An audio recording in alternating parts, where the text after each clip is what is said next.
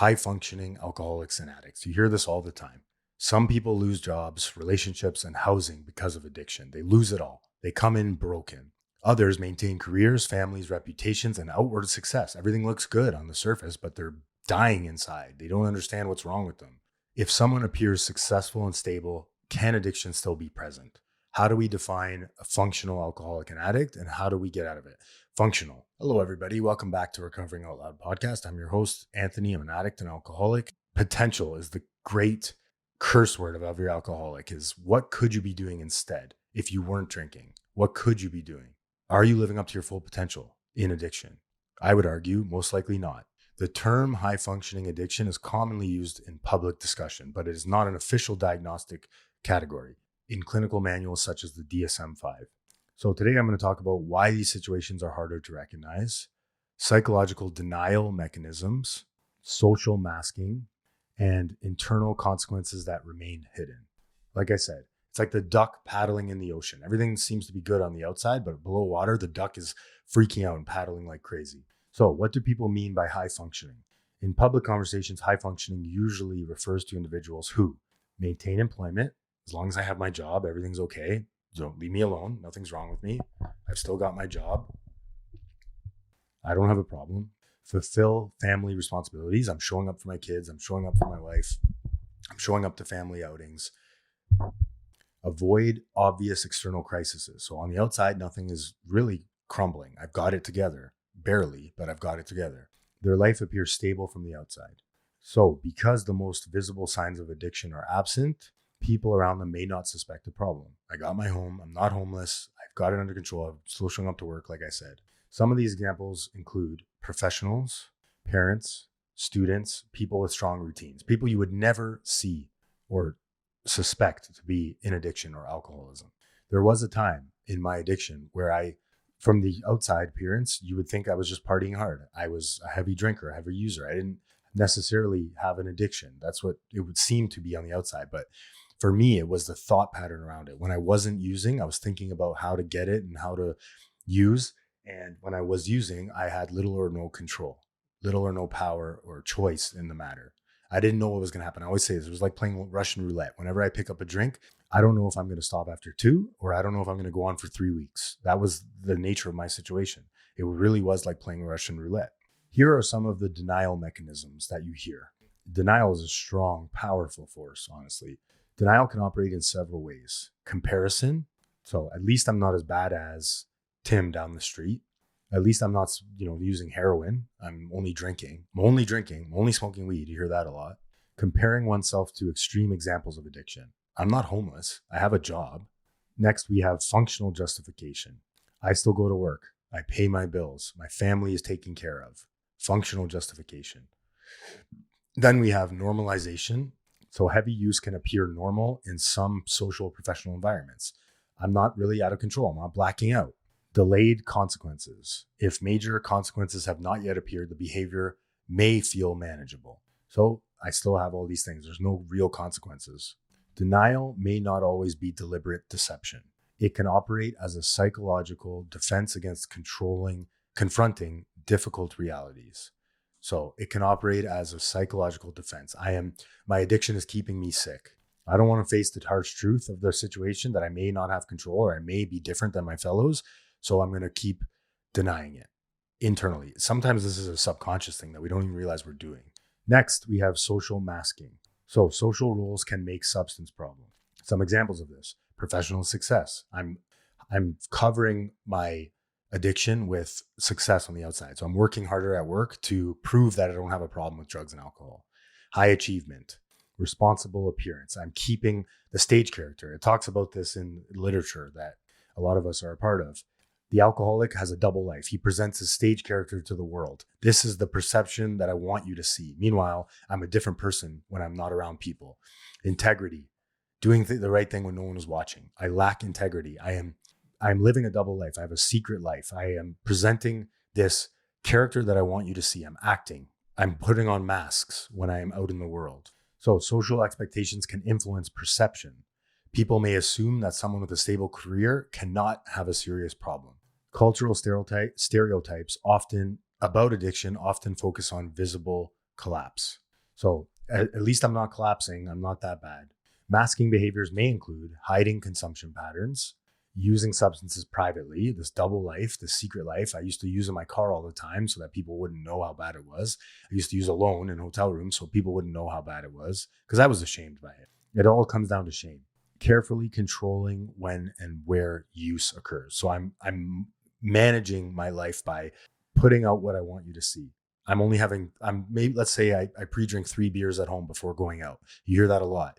I'm using and drinking before I go out so that people don't know I've already had 6 beers, that by the time I have 3 more with you, I'm at 9, but you don't know that. This addict brain is very cunning, baffling, and powerful. Manipulation is a key to keeping the addiction alive. And then we have some environments that normalize heavy drinking or substance use. There's some professions that it's normal. Construction is one of them. Everyone's drinking and using. What's wrong with me?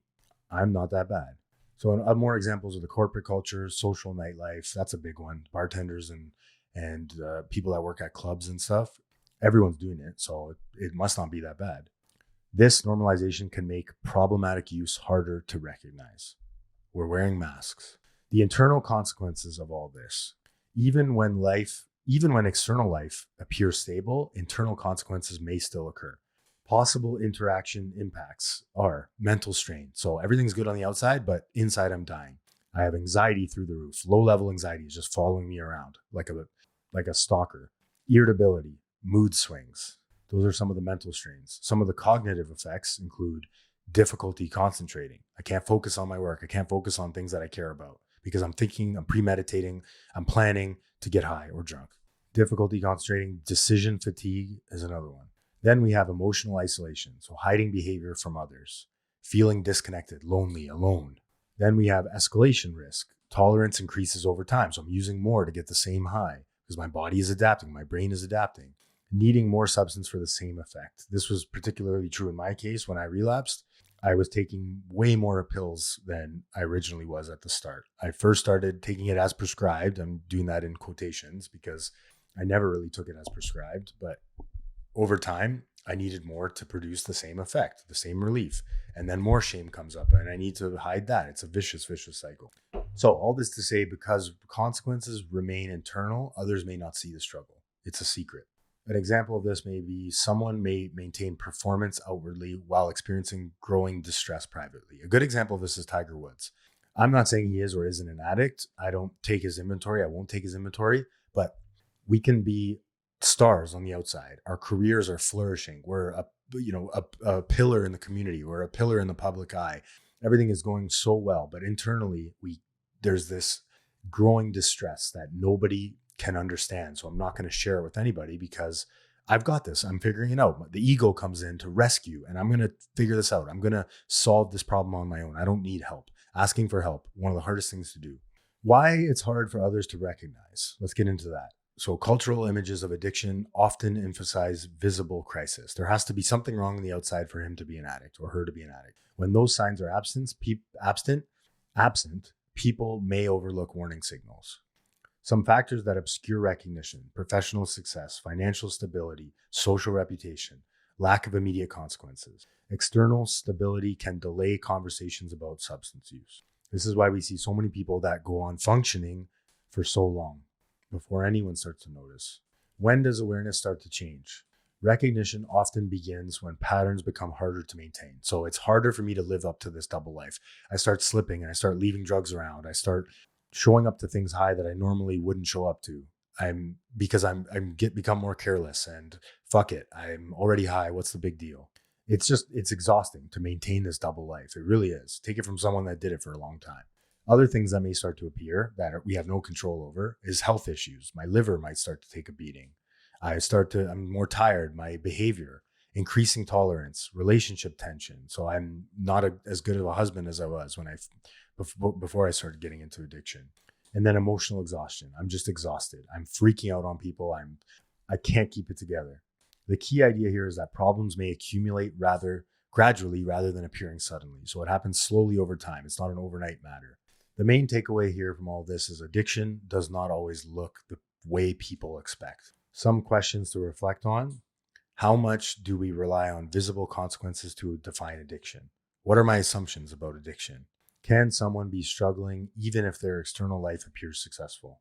Understanding these patterns may help people recognize struggles earlier, both in themselves and in others. So it's important to start asking more questions instead of being judgmental. Stop assuming things.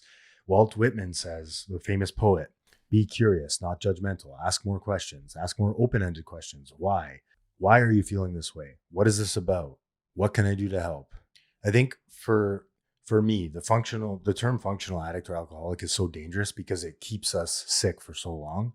And the sooner we recognize that we have a problem, the sooner we ask to get help, the better our life can become. Now, there's a lot of people out there that may go on the rest of their life just functioning, just coasting along, just being okay with their 9 to 5 job and their addiction and their struggles. That has not been my experience. Eventually, things come to a head and things blow up in my face when I continue to present this stage character to the world, this perception that I want you to see.